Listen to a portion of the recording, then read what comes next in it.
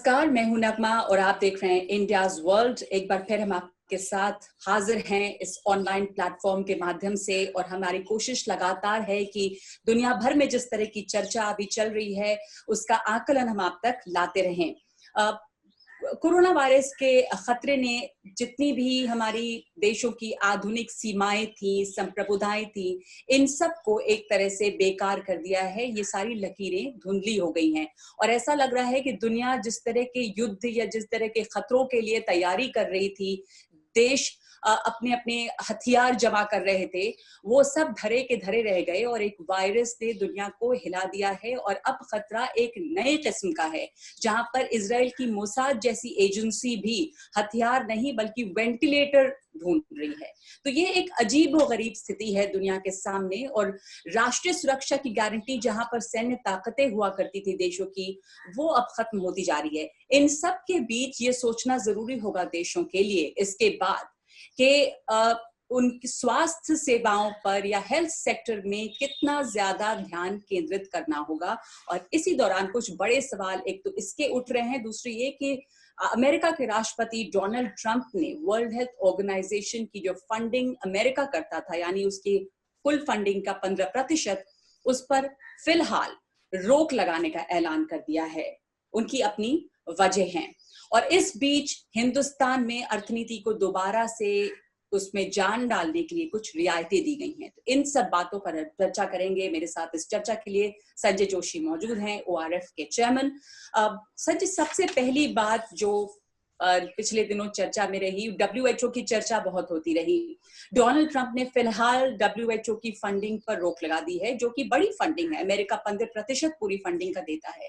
उसकी आलोचना हुई है। रूस ने कहा कि ये स्वार्थ से भरा कदम है। न्यूजीलैंड ने कहा है कि ऐसे समय में हम तो समर्थन करते रहेंगे। ऑस्ट्रेलिया कह रहा है कि डब्ल्यूएचओ गलतियां करता है, लेकिन इसका मतलब ये नहीं कि आप अभी इसकी फंडिंग को रोक दें। यूनाइटेड नेशंस के सेक्रेटरी जनरल ने भी इसकी आलोचना की है। इन तमाम आलोचनाओं के बीच महामारी के इस दौर में क्या ये एक गलत संदेश देता है? इसका स्याह और सफेद में जवाब देना तो मुश्किल है, पर आपका आकलन क्या है? हम जान रहे हैं कि डब्ल्यूएचओ के चीफ की आलोचना काफी हुई है, पर ऐसे में डब्ल्यूएचओ की फंडिंग रोकना क्या एक गलत संदेश है? किस तरह वो कोरोना के खिलाफ की लड़ाई को नुकसान पहुंचाएगा? नगमा जी, जिस वक्त अगर आपके मोहल्ले में आग लगी हो, उस वक्त क्या करना चाहिए? जिस आदमी के घर से सिलेंडर फटा है, उसको पहले पकड़ के जाकर पीटना चाहिए, उस पर एफआईआर लॉन्च करनी चाहिए, या पहले सबको मिलकर के आग बुझानी चाहिए? तो दुनिया की स्थिति वही है।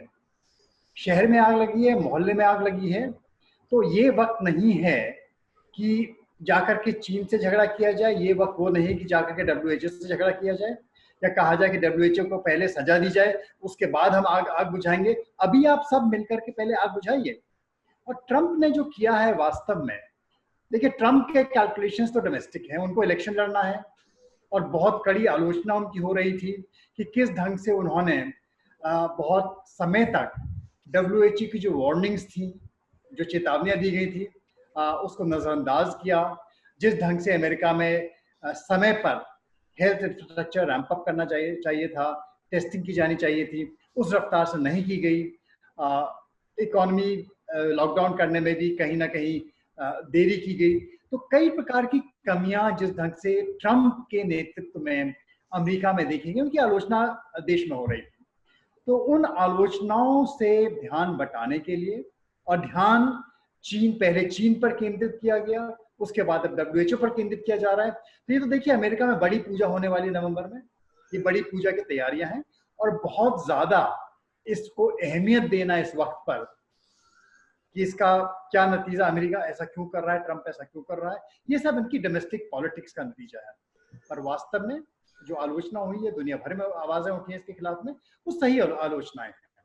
सबसे पहले आग बुझाने का काम करिए, और ये आग बुझाने का काम आपको सबके साथ मिलकर के करना पड़ेगा। भारत का भी जो रिएक्शन आया है, बहुत ही नपातुला रिएक्शन आया है।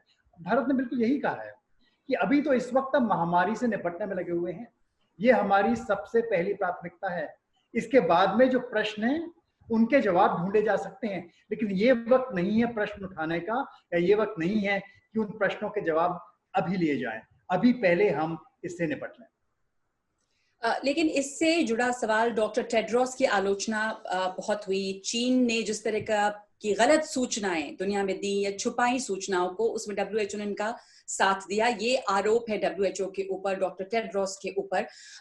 अमेरिका और चीन का जो टकराव है, उसे, इस चीज को, डब्ल्यूएचओ की फंडिंग को रोकना, चीन के पक्ष लेने का आरोप लगाना, अमेरिका और चीन के टकराव के संदर्भ में भी देखना होगा। उसकी अमेरिका की डोमेस्टिक पॉलिटिक्स जो है, घरेलू राजनीति और चुनाव जो है, उससे हटकर अगर हम देखें तो देखिए, अमेरिका और चीन का टकराव तो महामारी के पहले से चला आ रहा है। ट्रेड वॉर हमने देखा, ट्रेड वॉर के अंजाम हमने देखे, और बहुत बड़ी मात्रा में जो दुनिया जिस स्थिति में आज पहुंची है कि एक बड़ी बिखरी दुनिया जो कि अलग अलग ढंगों में बात कर रही है, अलग अलग मुंह से बात कर रही है, एक दुनिया ये ऐसी बन गई है। ये नतीजा, ये जो परिणाम है, ये पिछले कुछ वर्षों से जो होता आ रहा है, जो एक एंटी ग्लोबलाइजेशन मूव चल रहा है। ऐसा नहीं कि ये पैंडेमिक आने से एकाएक एंटी ग्लोबलाइजेशन को बल मिला है। एंटी ग्लोबलाइजेशन का जो ये दौर है, ये तो कुछ समय से चल रहा है, और ये अमेरिका और चीन की जो आपस में रस्साकशी है, उसको लेकर के और बढ़ता चला जा रहा है। तो हम देख रहे हैं कि जो पैंडेमिक का असर हुआ है, जो महामारी का असर हुआ है कोविड का, वो इसी पुरानी घटनाक्रम को बढ़ा रहा है, इसको घटा नहीं रहा है। पर वास्तव में अगर हमने इस आपत्ति से लड़ना है, और खास तौर पर एक यूनिफाइड तरीके से लड़ना है, देखिए, महामारी तो प्राकृतिक है।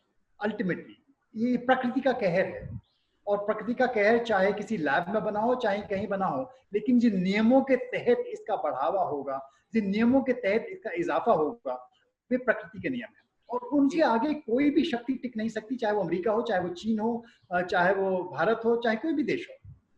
और ये सोचना कि एक अकेला देश लड़ करके अपने आप को इससे बचा लेगा, संभव नहीं है। जैसा कि अब चेतावनियां भी दी जा रही हैं कि अगर ये महामारी किसी भी ढंग से आगे जा करके, और जैसे कि अंदेशा है कि जो देश इसके लिए तैयार नहीं है, जिनमें अफ्रीका के देश हैं, कई मायने में जो साउथ एशिया के भी देश हैं, भारत उनमें मौजूद है, अगर इनमें आगे पांव पसारती है, तो बाकी दुनिया में जिस तरह से चीन में प्रसार हुआ है, अभी तो हम कह रहे हैं कि चीन से प्रसार हुआ है, लेकिन महामारी तो सबको लगी है ना, ये कहीं से कहीं फैल सकती है। तो सेकेंड वेव, थर्ड वेव, यहाँ तक कि तीसरी चौथी वेव इस महामारी की आएगी। ऐसा नहीं है कि लॉकडाउन 2 महीने में खत्म हो जाएगा और महामारी चली जाएगी। बिल्कुल, कोरोना वायरस दुनिया में रहेगा, ये जाने वाला नहीं है। इससे लड़ाई जो है वो 3 महीने में, 6 महीने में, 1 साल में खत्म होने वाली नहीं है। ये लड़ाई अभी काफी समय तक चलेगी, और इसके लिए दुनिया को एकजुट होकर के आपस में सूचनाओं का आदान प्रदान करके, जो लर्निंग्स हमको एक जगह से मिली है, उनको सही ढंग से समझ करके दूसरे देशों में इम्प्लीमेंट करके आगे बढ़ना होगा। ये बहुत ही वास्तव में एक समय है जिसमें जितनी भी दुनिया की शक्तियां हैं, उनको साथ आकर के कार्य करने की जरूरत है। तो ऐसे में एक बड़ा सवाल होगा कि अब ये कोरोना वायरस, जाहिर है कि लॉकडाउन खत्म होने के बाद खत्म नहीं हो रहा है, अलग अलग तरीके से ये वायरस, अलग अलग वायरस होंगे, लेकिन इस महामारी ने ये तो दिखा दिया है दुनिया को कि जिस तरह के खतरे से अपनी रक्षा करने के लिए देश तैयार थे, खतरा कहीं और से भी आ सकता है जिसकी कोई तैयारी नहीं है। तो क्या ये देशों को सोचने पे मजबूर करेगा कि कैसे आप एक कलेक्टिव सर्वाइवल के लिए तैयार हो, किसी विश्व युद्ध के लिए नहीं? और क्या इस सोच में किसी बदलाव के संकेत होंगे कि जो हमारे रक्षा बजट हैं, उसके मुकाबले में सभी देशों के, ज्यादातर देशों के हेल्थ बजट कम रहे हैं? तो क्या प्रोक्योरमेंट, वेपन प्रोक्योरमेंट, हथियारों का जो जमावड़ा है, उसके ऊपर ध्यान केंद्रित कुछ कम करेंगी सरकारें? और जो स्वास्थ्य का इंफ्रास्ट्रक्चर है, जो एक पूरा ढांचा है जिसमें ज्यादातर देश, विकसित देश भी इस समय बड़े कमजोर नजर आ रहे हैं, वहां पर ध्यान जाएगा? देखिए, इन वार्निंग्स से ऐसा नहीं है कि दुनिया अनभिज्ञ थी। जब इस तरह के जो अन्य पैंडेमिक हैं फैले, चाहे वो स्पेनिश फ्लू हो, या बाद में आते आते सार्स फैला हो, या मर्ज जो मिडल ईस्टर्न रेस्पिरेटरी सिंड्रोम है वो फैला हो, एबोला फैला हो, बार बार चेतावनियां दी गई थी कि ऐसी महामारियां हैं, इनसे अभी हमारा विश्व बचा नहीं है, ये खतरा आज भी मौजूद है। लेकिन जो सियासत की जो राजनीति है वो लगातार चलती रहेगी। अभी तुरंत खतरा है, बहुत बड़ा खतरा है। और डोमेस्टिक पॉलिटिक्स में आप देख रहे हैं कि सरकारें जूझ रही हैं, तो एक तरीके से हम लोगों को समझ लीजिए कि एक बहुत ही विकराल एक तूफानी समुद्र में फेंक दिया है, और इसी समुद्र में हमको तैरना सीखना है। आगे क्या है दिख नहीं रहा है, बड़े अनचार्टेड वाटर्स हैं, किसी को अभी ठीक समझ में नहीं आ रहा है इसके परिणाम क्या है। तो इस दौर में जो ये वाला दौर चल रहा है, हर देश को अपने अपने हेल्थ इंफ्रास्ट्रक्चर में जो कुछ झोंकना है वो झोंकेगा। अभी आप देख रहे हैं कि बड़ी बड़ी मात्रा में, बड़े पैमाने पर आप जो तुरंत एक्सपेंडिचर्स कर रहे हैं कि कैसे कैसे टेस्टिंग किट्स मंगवाए जाएं, कैसे कैसे जो है जो पर्टिकुलर इक्विपमेंट है वो कहीं से भी हो। एक तरफ आप चीन को गाली देंगे, लेकिन दूसरी तरफ आप देखेंगे कि भारत ने भी चीन से, अमेरिका ने भी चीन से, यूरोप ने भी चीन से टेस्टिंग किट्स, प्रोटेक्टिव इक्विपमेंट बड़ी मात्रा में मंगाना शुरू किया है। तो वास्तव में जो है ये आपको साथ मिल करके इस युद्ध से पहले इससे निपटना, और उसके बाद ये सोचना है कि दुनिया का आगे का स्वरूप क्या होने वाला है। वास्तव में क्या स्वरूप होगा अभी कहा नहीं जा सकता। जिस ढंग से अमेरिका ने, मैं कहूँगा कि विश्व की जो एक लीडरशिप है उसको परित्याग कर दिया है। अमेरिका का अभी भी जो ट्रंप के नीचे, मैं कहूँगा अमेरिका नहीं, लेकिन ट्रंप के नीचे, ट्रंप एडमिनिस्ट्रेशन से जो आवाजें आती हैं उनसे यही संदेश मिलता है कि अमेरिका ये युद्ध अकेला अपने आप अमेरिका की चार दीवारियों के अंदर लड़ेगा। वास्तव में ये सोच गलत है। कोई भी देश ये जो लड़ाई है अपने देश की चार दीवारी के अंदर नहीं लड़ सकता है। दूसरे देशों में क्या हो रहा है उसका प्रभाव आपके ऊपर सीधे सीधे पड़ेगा। वायरस एक तार है जो आप सबको जोड़ता है, आपको तोड़ता नहीं है, जोड़ता है। तो इसको अगर आप देशों में, कम्युनिटीज में या सोशल क्लासेस में बट करके देखेंगे तो आप अपना ही नुकसान कर रहे हैं।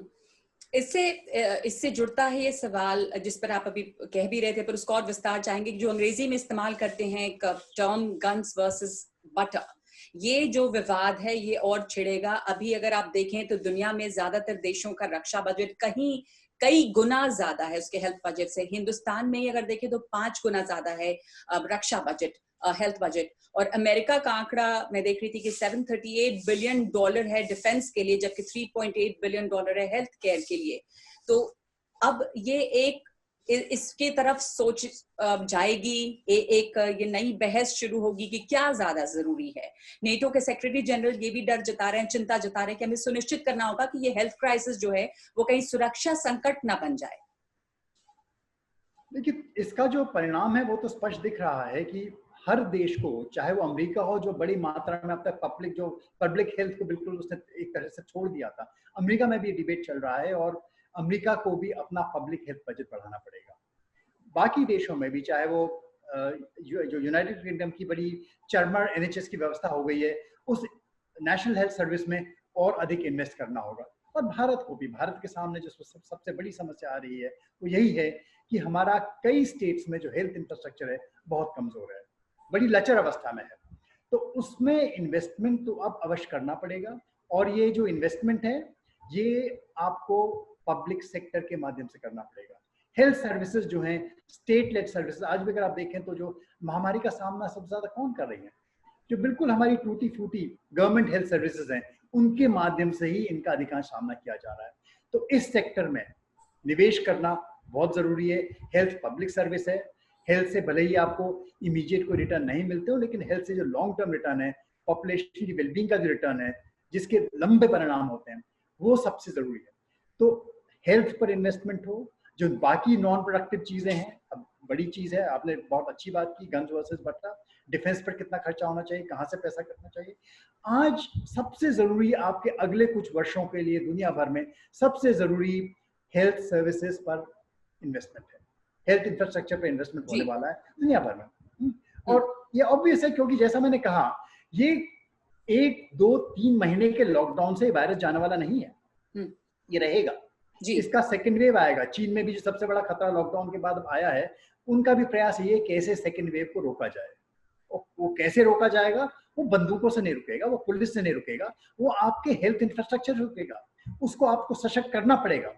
तो जैसा मैंने कहा, आप समुद्र में फेंक दिए गए हो और आपको तैरना है, तो आपको हेल्थ में इन्वेस्ट करना है, नहीं तो आप इससे बाहर नहीं निकल सकते। जी, हिंदुस्तान की बात करें तो हम लॉकडाउन के दूसरे फेज में हैं, लेकिन अब कुछ रियायतें देने की बात हुई है कुछ क्षेत्रों में, क्योंकि लॉकडाउन जो है वो कोरोना से लड़ने का शस्त्र तो है, लेकिन ये बहुत नुकसान पहुंचाने वाला शस्त्र भी है। और यहाँ पर अब ये असीमित समय तक लागू तो नहीं रह सकता, तो 20 तारीख से कई चीजों में रियायत की बात की गई है। कई क्षेत्र ऐसे हैं, क्या ये जिन क्षेत्रों में रियायत दी जा रही है, खास करके ग्रामीण क्षेत्रों में हम देख रहे हैं, वहां पे कंस्ट्रक्शन का काम हो या कृषि या उससे अलाइड इंडस्ट्रीज जो जुड़ी हुई हैं, इन सब जगहों पे ई कॉमर्स में ये काफी होंगी जिस तरह की, या कुछ क्षेत्र ऐसे छूटे भी हैं जहां पर रियायतें और मिलनी चाहिए थी। आपका क्या आकलन है, तो मैं ये जानना चाहूंगी। और दूसरे की कहीं ये ढील महंगी तो नहीं पड़ेगी? देखिए, पिछले हफ्ते भी हमने चर्चा की थी और मेरे ख्याल से अच्छी बात है कि जिस प्रकार से हमने चर्चा की थी कि लॉकडाउन जो है एक डिफेंसिव स्ट्रैटेजी है। एक लड़ाई में एक डिफेंसिव स्ट्रैटेजी होती है, एक ऑफेंसिव स्ट्रैटेजी होती है। लॉकडाउन सिर्फ एक डिफेंसिव स्ट्रैटेजी है। वो सिर्फ तब तक काम करती है जब तक दुश्मन आपके घर के अंदर सेंध नहीं लगा ले। जब दुश्मन आपके घर के अंदर सेंध लगा लेता है, जब आपके देश के अंदर हॉटस्पॉट्स पैदा होने लगते हैं, तब लॉकडाउन की सीमित सफलता होती है। उसको रोकने का एक ही तरीका होता है, टेस्टिंग और कंटेनमेंट। तो ये दोनों चीजें साथ साथ चलनी बहुत आवश्यक है। लॉकडाउन ऐसा नहीं कि लॉकडाउन एक चाबी है जिससे आपने बंद कर दिया और खोल दिया। लॉकडाउन के ग्रेड्स होते हैं। वास्तव में जो लॉकडाउन का जो रिजल्ट है, जो जो जो लॉकडाउन का जो परिणाम है, वो है सोशल डिस्टेंसिंग। तो आप सोशल डिस्टेंसिंग कई और मायने में कर सकते हैं। किस प्रकार से उसको इम्प्लीमेंट कर सकते हैं, हम कहाँ कहाँ कर सकते हैं, कहाँ कहाँ नहीं कर सकते। तो जहाँ जहाँ सोशल डिस्टेंसिंग इम्प्लीमेंट की जा सकती है, जहाँ पर हॉटस्पॉट्स नहीं है, बड़े सोचे समझे ढंग से, कैलिब्रेटेड ढंग से उनको हटा के, उसी प्रकार के अगर आप गाइडलाइंस देखें, तो सबसे पहले एग्रीकल्चर क्षेत्र में, मेरे विचार में एग्रीकल्चर क्षेत्र में लॉकडाउन करना शुरू से ही गलत था। क्योंकि फसलें रुकनी बंद नहीं होती, सूरज चमकना बंद नहीं होता, बारिश पड़नी बंद नहीं होती। तो जो बाकी जैसे वायरस फैलता है, प्रकृति के और भी नियम हैं, उनको आप नहीं रोक सकते। दिन होगा, रात होगा, ये चेंजेस होते रहेंगे। तो जिंदगी रुकती नहीं है, जिंदगी आगे चलती रहती है। कौन सी एक्टिविटीज चल सकती हैं, किस प्रकार के रिस्ट्रिक्शन के साथ चल सकती हैं, वो धीरे धीरे हमें उसके लिए नई नई नियमावलियों का निर्माण करते रहना पड़ेगा। और ये कुछ समय तक चलेगा। जैसे मैंने कहा, ये लड़ाई 1, 2, 3 महीने में खत्म होने वाली नहीं है, ये भी लंबी चलने वाली लड़ाई है। और ये जो संग्राम है, इसमें बड़े सोचे समझे ढंग से, मुश्किल है, कठिनाइयों का समय है, और इसमें हो सकता है कई जगह एक आध गलत डिसीजन भी हो जाए। देखिए, ये अनचार्टेड वाटर्स है, टोटली अनचार्टेड। इसके बारे में कह पाना और बहुत ज्यादा क्रिटिसाइज करना मेरे मायने में अच्छी बात नहीं है, क्योंकि हो सकता है कि गलत डिसीजन भी हो जाए इस बीच में। हो सकता है कि आपने बहुत जल्दी लॉकडाउन खोल दिया, कहीं हो सकता है कहीं कहीं लेट हो गए। दोनों के अपने अपने परिणाम है। वास्तव में कोई परफेक्ट सोल्यूशन इसमें निकल पाना संभव नहीं है। आपको जो है, जैसा चाइना में कहते हैं, एक सेइंग है ना कि cross the river by feeling the stones.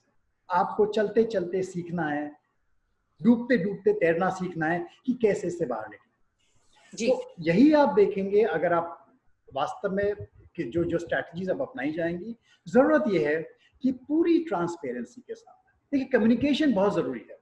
Communication में कमी नहीं होनी चाहिए, क्योंकि जो एक बड़ी बैटल इसमें आने वाली है, ये लंबे समय की लड़ाई है, इसमें कम्युनिकेशन, जो हमारे नेताओं का कम्युनिकेशन अपने लीडर्स के साथ, अपने कंस्टिट्यूएंट्स के साथ, जनता के साथ, जो सरकारी व्यवस्था है उसके अंदर का कम्युनिकेशन जा रहा है, वो बहुत ही स्पष्ट होना आवश्यक है। वो स्पष्ट होना आवश्यक है और समय पर होना आवश्यक है। और इसमें पूरी ट्रांसपेरेंसी बरती जानी चाहिए कि वर्तमान में हमारी क्या समझ है, हम कैसे देख रहे हैं कि ये फैल रहा है, कहाँ हमारे लिमिटेशंस हैं, कहाँ हमारी कमी आ रही है, कहाँ हम टेस्टिंग नहीं कर पा रहे हैं, कहाँ हम कह रहे हैं कि केस इतने 300 जिलों में कोई केस नहीं है, पर वास्तव में उन 300 जिलों में टेस्टिंग कितनी हुई है, केस इसलिए नहीं है कि टेस्टिंग नहीं हो रही है या वाकई में केस नहीं है। तो हमको ये तरीके निकालने पड़ेंगे ताकि ये जो सही जवाब है, सही आकलन हमारी समझ के लिए भी, सरकार की समझ के लिए भी, डेटा हमारे पास लगातार एकत्रित होता जाए। जी जी। बहुत बहुत शुक्रिया आपका संजय। मनरेगा जैसे क्षेत्रों में भी मजदूर अब काम करेंगे, लेकिन एहतियात बरतने को कहा गया है कि मास्क लगाकर काम करें।